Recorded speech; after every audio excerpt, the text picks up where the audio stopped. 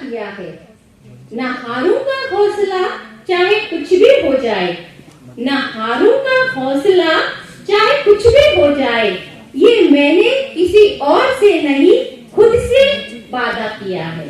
ये मैंने किसी और से नहीं खुद से वादा किया है।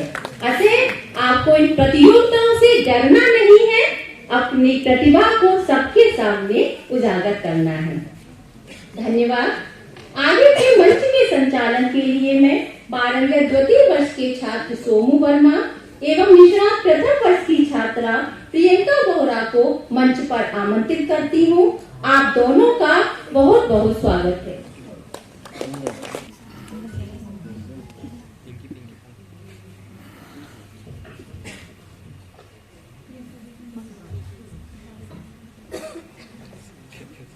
मुस्कुराहट का कोई मोल नहीं होता, कुछ रिश्तों का कोई तोल नहीं होता। लोग तो मिल जाते हैं हर मोड़ पर, हर कोई आपकी तरह अनमोल नहीं होता। मंच के संचालन का दायित्व हमें सौंपने के लिए बहुत बहुत धन्यवाद मैम। सभागार में उपस्थित सभी को नमस्कार। मैं प्रियंका बोरा और मैं सोमू वर्मा। हम इस संचालन कार्य को सुचारू रूप से चलाने की प्रयास करेंगे और कार्यक्रम को आगे बढ़ाते हुए हम वाद विवाद प्रतियोगिता के प्रथम वरिष्ठ वर्ग के प्रथम प्रतिभागी पारंगत प्रथम वर्ष की मनीषा शाह को मंच पर आमंत्रित करते हैं।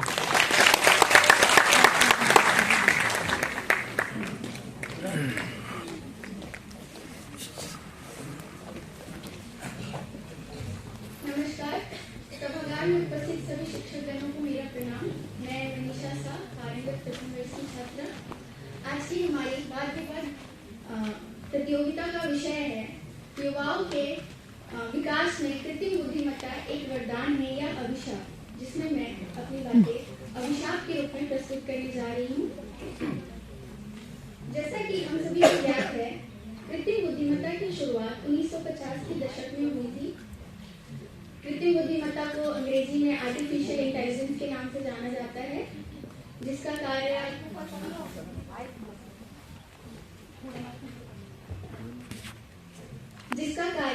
कृत्रिम तकनीकी तरीके से क्षमता को विकसित करना होता है।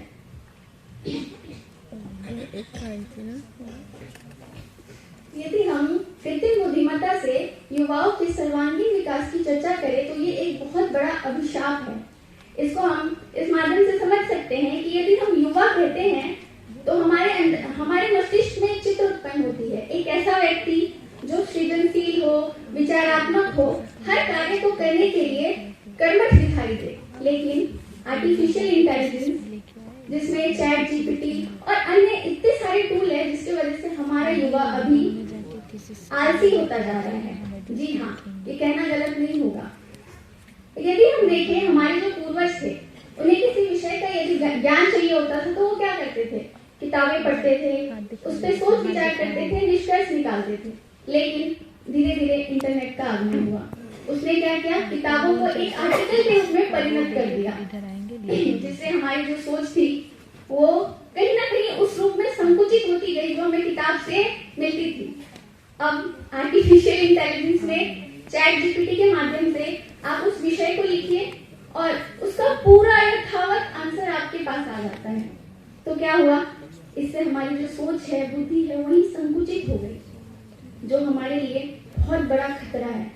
इसके साथ ही यदि हम इसे इस माध्यम से समझे कि जो हमारे पूर्वज हैं, वो जब देश विदेश की यात्राएं किया करते थे तो उन्हें हर एक दिशा का ज्ञान होता था। लेकिन आज का युवा ऑनलाइन मैप का इस्तेमाल करता है अपने शहर में दूसरी जगह जाने के लिए, और लोग इसे स्मार्ट वर्क कहते हैं। तो ये कहाँ तक स्मार्ट वर्क है ये आप खुद समझ सकते हैं। इसके साथ ही एआई जो है वो बहुत बड़ा बेरोजगारी का साधन होता जा रहा है।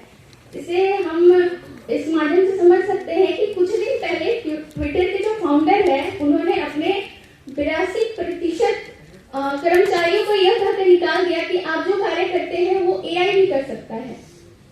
तो इससे कितना बड़ा खतरा है आप देखिए। भारत में जहां हर 10 में से 8 घर में बेरोजगारी पाई जाती है, और इस जगह पे अगर ऐसी चीजों का आगमन होता है तो कितनी बड़ी बेरोजगारी साबित होगी, ये आप खुद चिंता कर सकते हैं इस विषय में। चूंकि हम अभी ऐसा लोग कहते हैं कि एआई जो है वो हमें सारी चीजें घर पे उपलब्ध करा रही है, तो हम घर पे उपलब्ध कर रहे हैं तो हमें स्कूल जाने की आवश्यकता नहीं है। टीचर्स, चपरासी, एक प्रिंसिपल, सबकी जॉब खतरे में है। और ये एक इस तरह से विनाश भी कर रहा है कि अगर एआई में हम किसी चीज को लिख रहे हैं तो वो बस हमें उसका आंसर देता है, ना कि ये बताए कि वो हमारे लिए सही है, गलत है, उसे हम किस तरह से अपने जीवन में व्यवहार कर सकते हैं। जो हमारे प्रोफेसर्स हैं हमें उसकी ज्ञान देते हैं कि बच्चे ये ऐसे करो, ये अच्छी चीज है, लेकिन हम इसे किस तरह से व्यवहार करें। इसके साथ ही आए दिन हमें ये देखने को मिलता है कि आर्टिफिशियल इंटेलिजेंस जो है वो किस तरह से लड़कियों की जिंदगी बर्बाद कर रहा है। आप सभी शायद इससे विदित होंगे कि हमारी जो फिल्म एक्ट्रेस है रश्मिका मंदाना, उनके साथ कुछ दिन पहले ऐसा हुआ था कि उनकी वीडियो जो थी उसका गलत उपयोग किया गया था। वो एक वीडियो थी उसमें कुछ क्लिपिंग्स ऐड की गई थी और उनके साथ उस वीडियो का मिसयूज हुआ था। तो वो इतनी बड़ी अभिनेत्री हैं, तो उन्होंने एक सोशल मीडिया के माध्यम से एक वीडियो बनाया और ये बताया कि नहीं है, मैं नहीं हूँ, ऐसा मैंने नहीं किया है।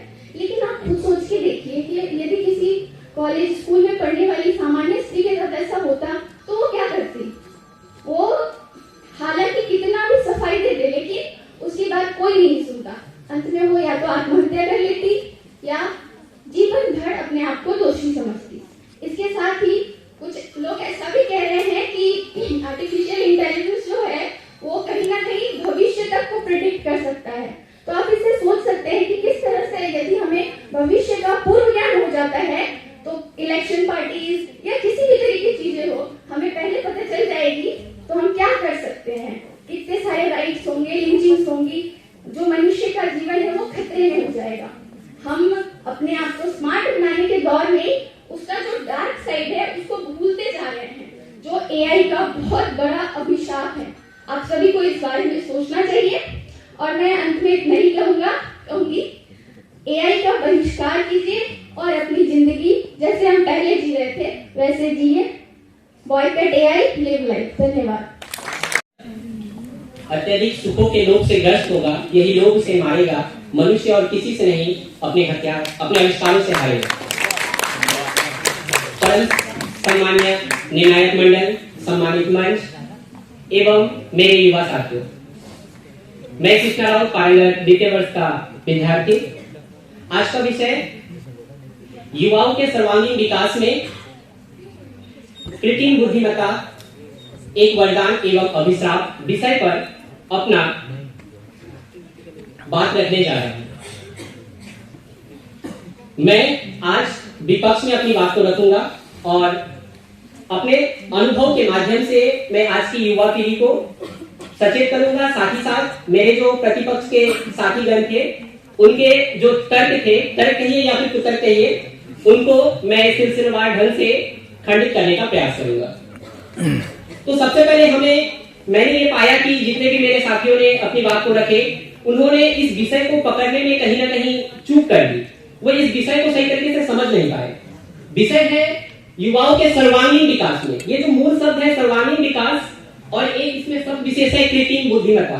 कृत्रिम बुद्धिमत्ता को हम लोग सिर्फ और सिर्फ संज्ञानात्मक विकास के रूप में देखते हैं, जबकि सर्वांगीण विकास सिर्फ संज्ञानात्मक विकास नहीं है।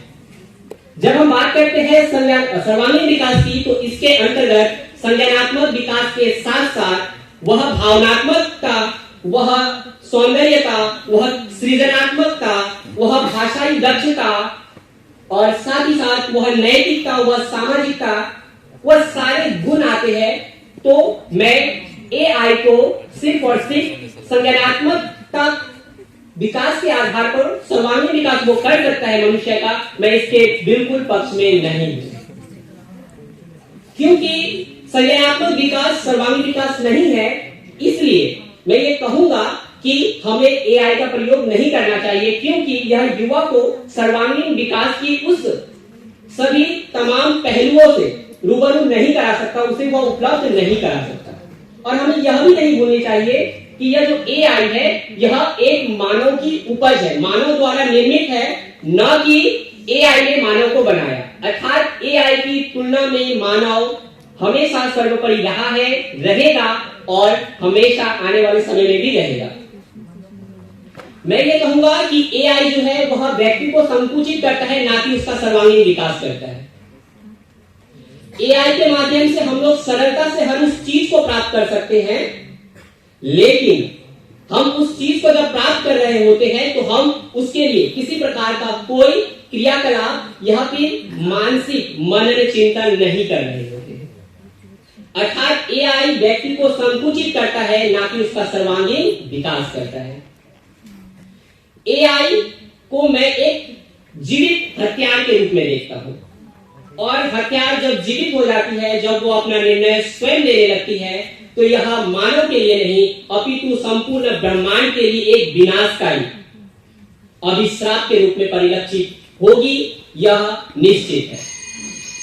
साथ ही साथ मैं ये कहना चाहूंगा कि एआई जो है वह सिर्फ और सिर्फ उपलब्ध जो डाटा है, उसकी जो बुद्धिमत्ता है या फिर अब तक की जो खोजें हैं उसके आधार पर वह निर्णय करता है, ना कि वह एक गहन चिंतन मनन के आधार पर अपनी रिपोर्ट को दर्ज करता है।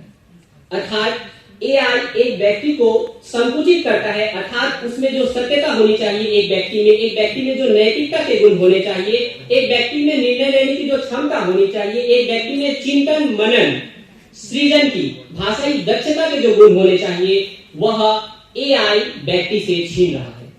अतः मैं आप सभी को एआई के दुष्परिणाम से मतलब कि सचेत करते हुए आप सभी को मैं ये कहना चाहूंगा कि मनुष्य एआई के माध्यम से अपनी कब्र स्वयं खोद रहा होता है। अर्थात मानव सभ्यता, मनुष्य अपनी सभ्यता को खुद नष्ट करके एक एआई सभ्यता का निर्माण कर रहा है। अर्थात हम ये कह सकते हैं कि हमें मानव सभ्यता में रहना है, ना कि एआई की सभ्यता में रहना है। इन्हीं शब्दों को कहते हुए मैं अपने विचार को यहीं पर विराम देता हूं। बहुत बहुत शुक्रिया।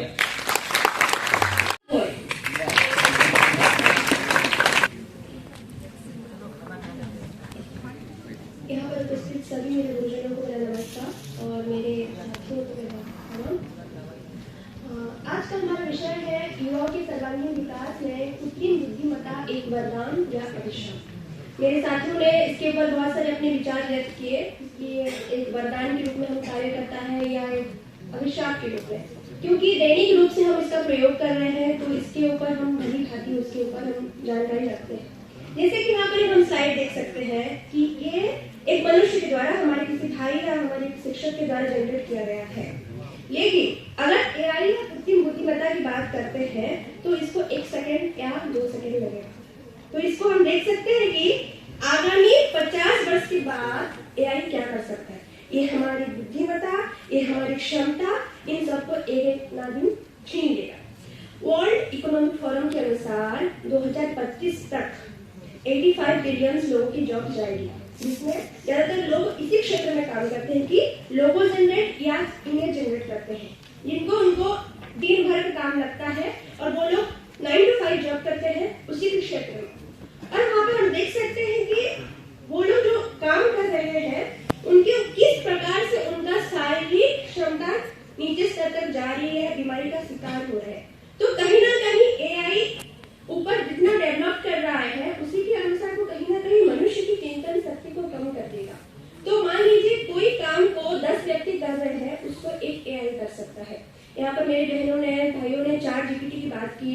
अगर मैं कुछ लोगों को ऐसा है कि मुझे वक्तव्य देना है तो मैं ChatGPT से जनरेट कर लेती हूँ उसको और उसी के अनुसार मैं भाषा बोलूंगी ChatGPT के अनुसार। तो ये कहीं ना कहीं ये हमारी भाषा के क्षेत्र में भी गिरावट ला रही है। अभी Amazon प्लान कर रही है कि ना आप एक लेखक को लिखने के लिए प्रोत्साहित करो, वो खुद ना खुद एआई से ये दे दो कि आप एक किताब जनरेट खुद हो जाएगा, उसको आप बेचने के प्रयास कर रहे हैं।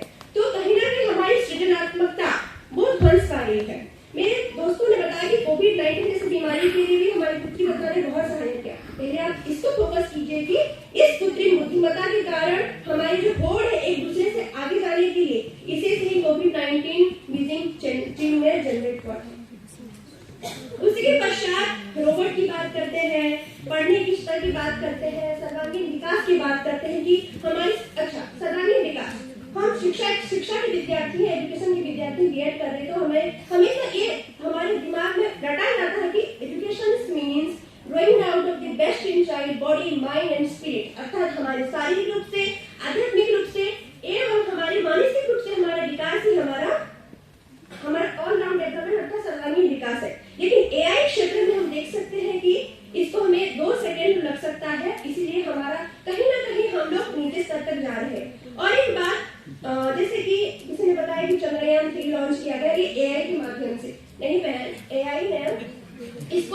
मनुष्य ने एआई को जनरेट किया, ना कि एआई ने मनुष्य को। और कई बार मनुष्य के द्वारा ही एआई बना। एआई का अर्थ होता है कृत्रिम बुद्धिमत्ता। इसका अर्थ ये होता है कि जैसे कि हम देख सकते हैं कि एक हमारा मस्तिष्क जिस प्रकार से काम करता है उसी प्रकार एक कंप्यूटर का मस्तिष्क है। तो अभी कुछ दिन पहले हम लोग 2017 में कि दो एआई एक दूसरे से बात करने लगे, तो वहां पर हम लोग देख सकते हैं कि अगर एआई जो हमसे 100 गुना सुपर कंप्यूटर से भी ज्यादा तेज है, वो दोनों आपस में बात कर सकते हैं, तो अपना कुछ अलग दुनिया में वो चले जाएंगे, जो मनुष्य के क्षेत्र से उसके पहुंचना काफी मुश्किल हो जाएगा। और देख सकते हैं कि ये एक अभिशाप तो नहीं है, लेकिन कभी ना कभी जो चीज हमारी हैबिट, हमारी अभ्यास बन जाती है, उसको हम किस प्रकार से एक मनुष्य होने के साथ साथ उसको किस प्रकार से हम अपने वजूद में रखें, ना कि एआई हमें जकड़ ले। और कहा जाता है कि एआई हमारे जो काम है उसको मार देगा या फिर वहां पर कम कर देगा, बल्कि कहा ये जानना चाहिए कि उस क्षेत्र के लोगों को काम कर देगा, मतलब उस क्षेत्र के लोगों के जो काम है उसको कम कर देगा। इसीलिए कहा जा सकता है एआई को ऑपरेट करने के लिए जो लोग काम करते हैं वो इस क्षेत्र में क्या कार्य हो सकते हैं। हम कह सकते हैं कि हम लोग जैसे कि कोई व्यक्ति को एआई आता है, वो मनुष्य की दुश्मन होगा, ना कि एआई, क्योंकि एआई का सूत्र का मतलब उसका भाग एक मनुष्य के अंदर होता है, ना कि एक कंप्यूटर के माध्यम से। ठीक है, बहुत धन्यवाद।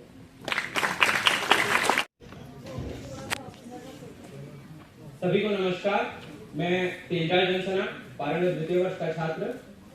आज अपने वाद विवाद के विषय युवाओं के सर्वांगीण विकास में कृत्रिम बुद्धिमत्ता एक वरदान या अभिशाप, उसके पक्ष में बोलूंगा। यानी मैं अपना पक्ष रखूंगा, कृत्रिम बुद्धिमत्ता समाज में एक वरदान के रूप में काम करेगी। कैसे? पहले तो युवाओं के सर्वांगीण विकास को अगर हम देखें तो सर्वांगीण विकास में सर्वांगीण को छोड़िए, पहले विकास को देखें। पहले हम क्या थे, 50 साल पहले का सोचिए, हमारे ग्रैंडफादर या उनके पिता क्या थे, अभी हम क्या हैं। थोड़ा याद कीजिए, हम इतिहास में भी पढ़े, हम पहले थे पाषाण काल में, पूर्व पाषाण काल में, मध्य पाषाण काल में, लेकिन धीरे धीरे करके हम यहां तक आए।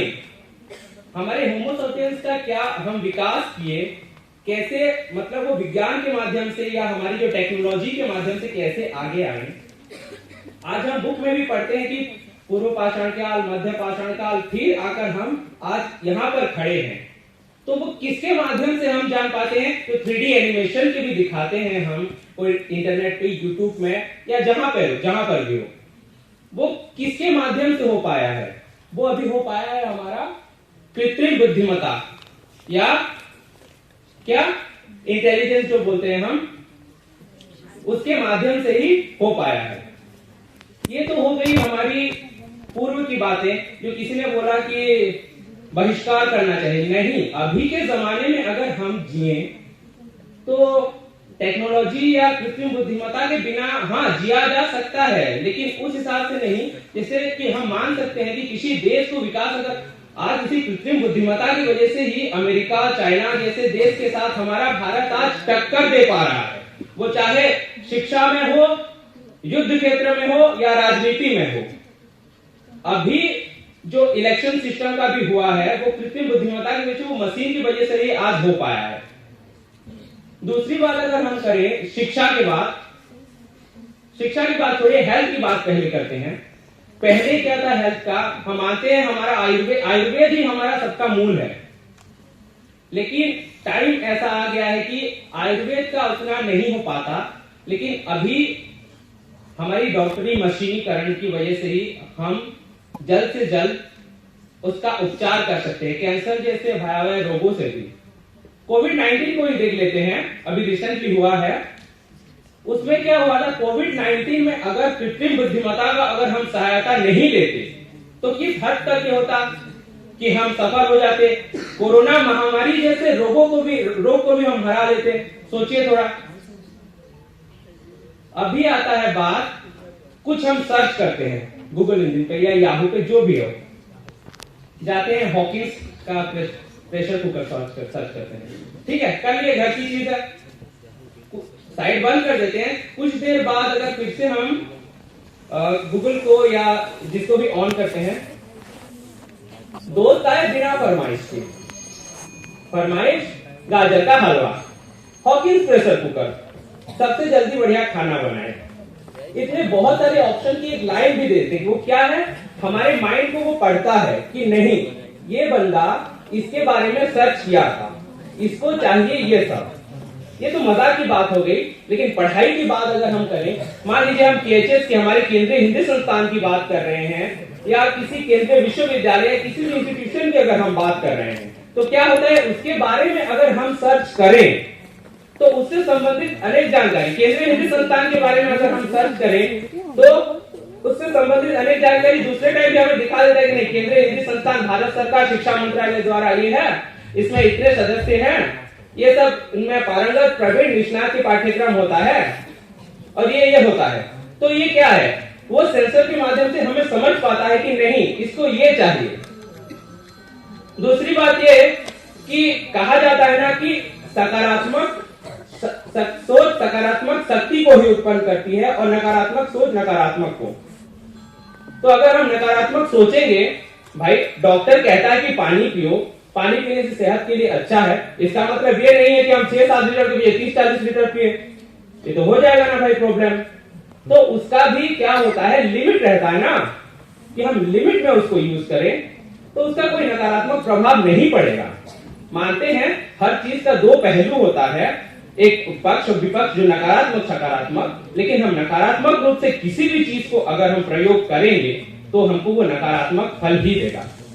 तो सकारात्मक रूप से सोचे, सकारात्मक रूप से हमारे ये विकास को, सर्वांगीण विकास होगा इसमें कृत्रिम बुद्धिमत्ता के ज्ञान के भी। जैसे पहले पिरामिड के टाइम था कि पिरामिड का ज्ञान कैसे बना, क्या था, हमारे पूर्वजों ने बना दिया, लेकिन वो अब हमको पता नहीं चल पाता है। लेकिन कृत्रिम बुद्धिमत्ता एक ऐसी चीज है, मान लीजिए हमारे रामलला के मंदिर अभी तैयार हो गया, कैसा स्ट्रक्चर हुआ, अपने नींव से लेकर अपने शीर्ष तक सबका डेटा वो अभी रखा है, ताकि हमारे जो न्यू जनरेशन है उनको पता चले कि उस टाइम 2020 या 2024 में भी भारत में ये सब हो पाया था। मैं इतना ही कहकर मेरा वक्तव्य पेश करता हूँ। धन्यवाद। सभागार में उपस्थित कुल सचिव महोदय और मेरे सभी आदरणीय गुरुजनों, आप सभी को मेरा समान भरा नमस्कार, और साथ में मेरे सभी अग्रजों, अनुजों और मेरे सभी सहपाठियों को भी मेरा नमस्कार।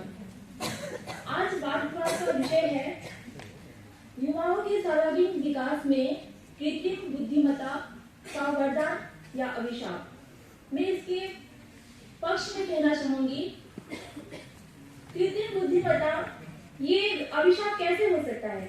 अभिशाप, ये सब आना ही नहीं चाहिए था।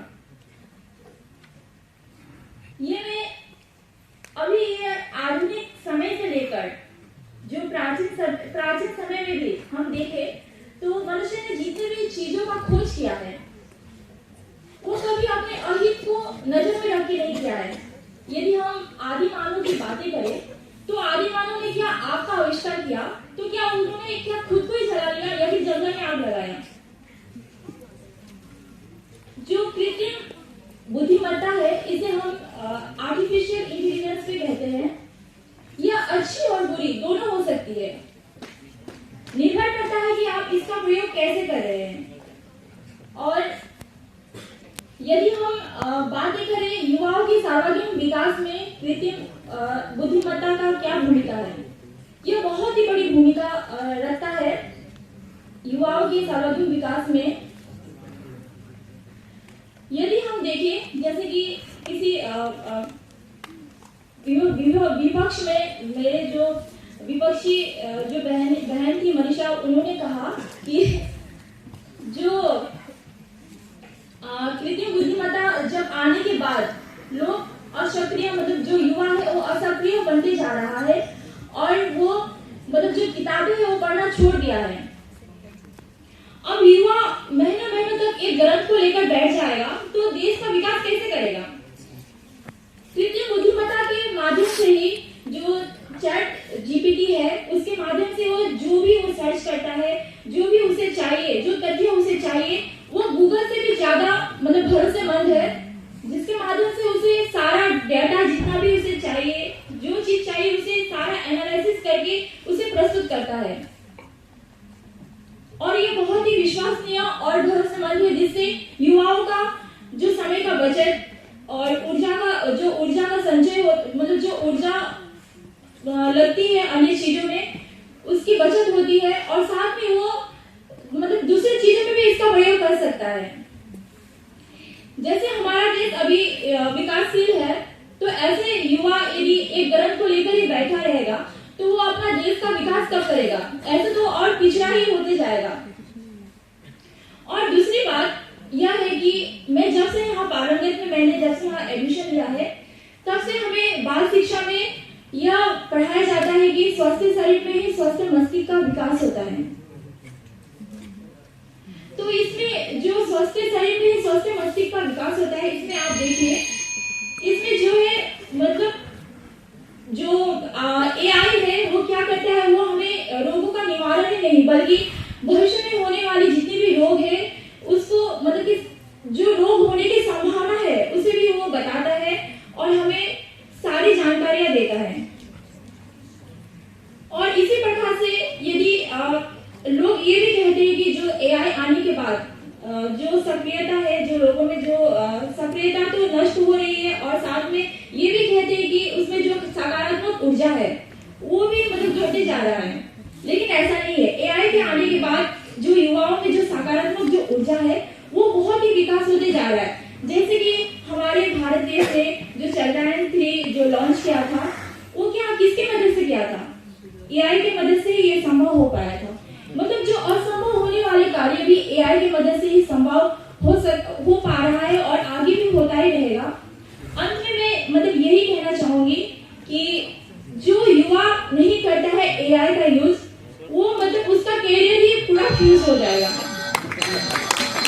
मतलब AI अभी हमारी जो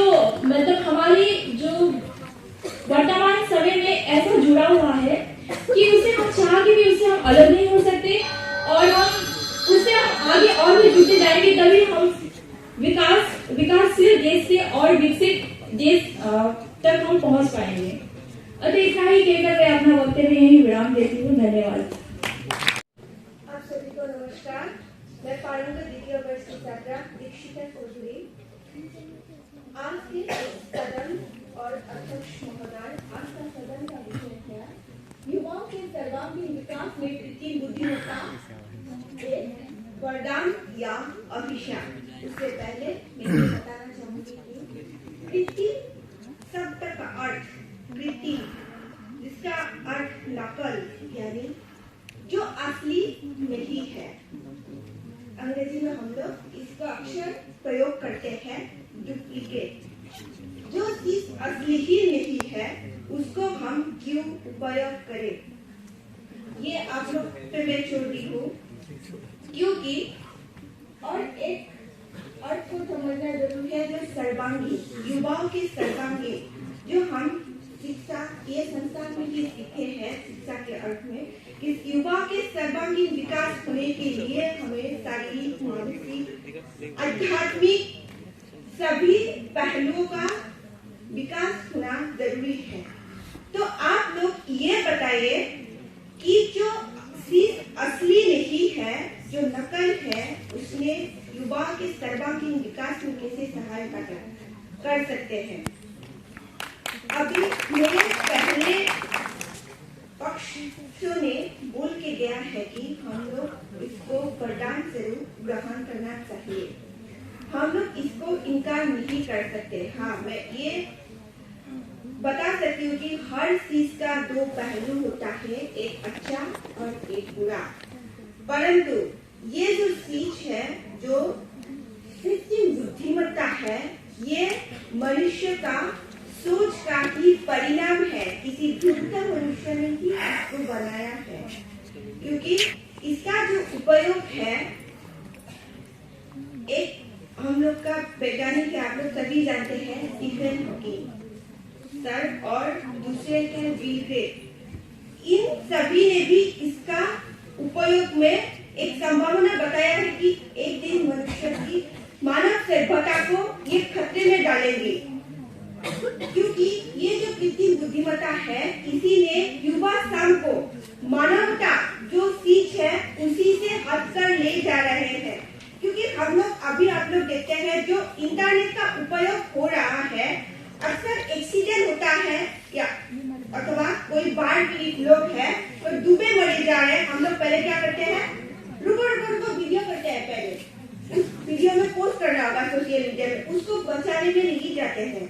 हमारे दिमाग कहाँ तक जा रहे हैं, पहले वीडियो के बचाने के में नहीं जाते। पहले लोग क्या करते थे, लोग पहले लोगों को सहायता करने के लिए आते थे। तो कृत्रिम बुद्धिमत्ता ने हम लोग का जो मानवीयता का गुण वो एक तरफ से युवा पीढ़ी से खत्म किए जा रहे हैं, क्योंकि हम लोग खुद ही इसका शिकार हो चुके हैं। हम लोग जहाँ भी थोड़ा सा समय मिलते हैं तो मोबाइल फोन का प्रयोग करते हैं।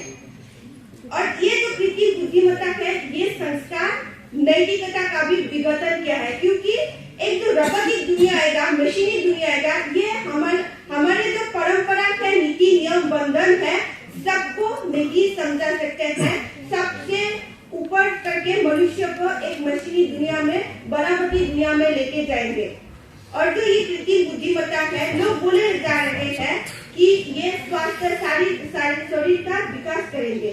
तो मुझे एक बात बताइए, जो हम लोग माँ के बना हुआ खाना खाते हैं, जो उसमें स्वाद है, कुछ दिन बाद जब रोबोट आके उसको बनाएगा, वो माँ के हाथ का स्वाद होगा? उसी में वो रोबोट की दुनिया में माँ का हाथ थोड़ी ना स्वाद मिलेगा। दूसरी और मैं ये बोलूंगी कि जो कृत्रिमता की दुनिया में हम लोग जा रहे हैं, कैंसर की जो बात कही है, कैंसर बीमारी को खत्म करते करते एक दिन मनुष्य को ही रोबोट ने खत्म कर देंगे। और जो युवा पीढ़ी, आप लोग इसका पक्ष में बोल रहे हैं, मैं आपको बोल रही हूँ, भविष्य में जो हम लोग का बेरोजगारी शुरू हो रहा है, इसको भी जो कर्म है उसको मशीनी रोबोटी दुनिया लेके जा रहे हैं। तो आप लोग क्या है, बेरोजगार होकर घर में बैठेंगे? क्यों हम लोग पढ़ाई कर रहे हैं? रोबोट इस शिक्षा के रूप में रोबोट आएगा, हम लोग ये देखेंगे।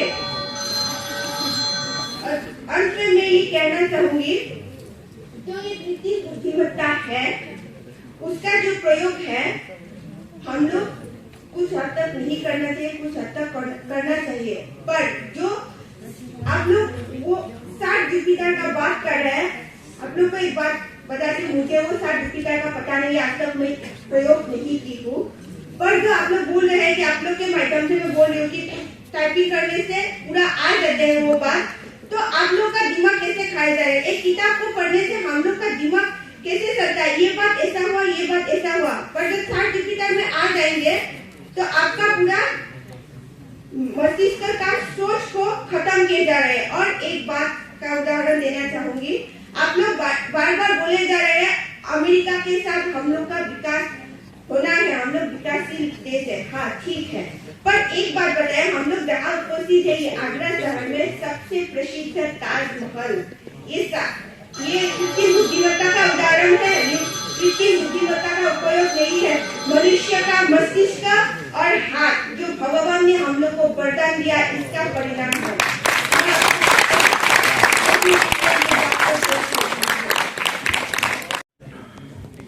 आप सभी को मेरा नमस्कार। मैं अंजू चौहान, पारंगत द्वितीय वर्ष की छात्रा हूँ और आज का विषय है युवाओं के सर्वांगीण विकास में कृत्रिम बुद्धिमत्ता एक अभिशाप या वरदान।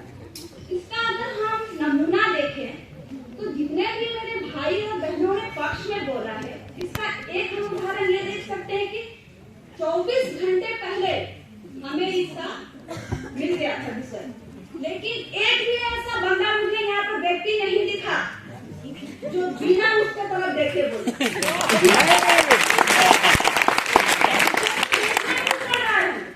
हमें विषय को देखना क्यों पड़ रहा है? 24 घंटे पहले विषय मिली है, क्यों हम अपने दिमाग का इतना प्रयोग नहीं कर सकते? ऊर्जावान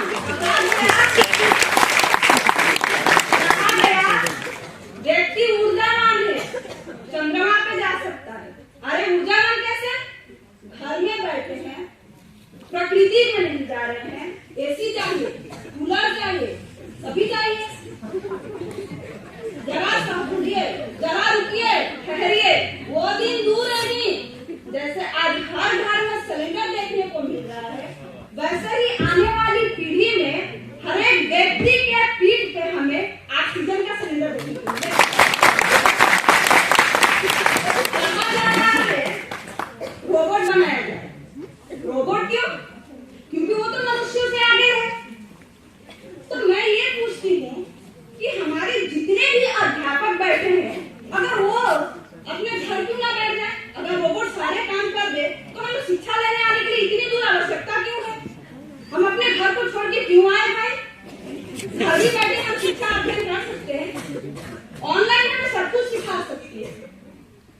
बुद्धिमत्ता, बुद्धि तो प्रदान कर रही है, मानव के अंदर जो मानवता है वो हमें नहीं देखने को मिल रहा है।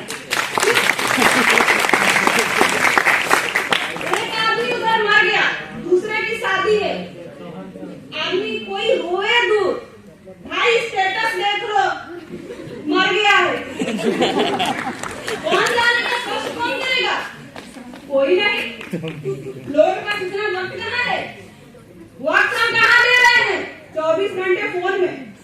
हाल ही की खबर है, पुरुष छात्रावास से वाईफाई की कनेक्शन कट हो गया कक्षा में रैली तो ऐसे लगी थी, भाई चलना थोड़ी सर के पास चल, क्यों? वाईफाई कट गया। क्या हम बिना वाईफाई के एक दिन नहीं रह सकते? नहीं रह सकते। खाना खराब है, आलू मिलता है, कंप्लेंट करने कोई नहीं जाएगा तुम सर के पास। उसके बिना हम जी सकते हैं, लेकिन वाईफाई के बिना नाल का बना। सभी फोन का इस्तेमाल करते हैं।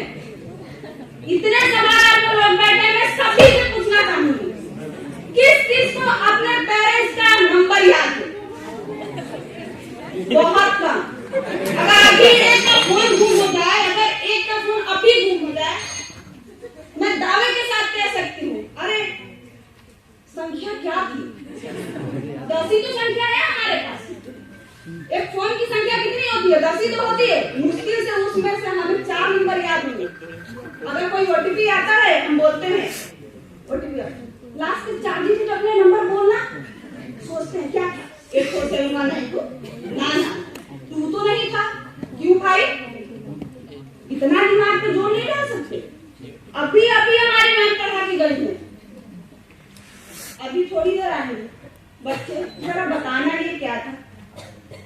ये देना है, फोन कहाँ गया? क्यों?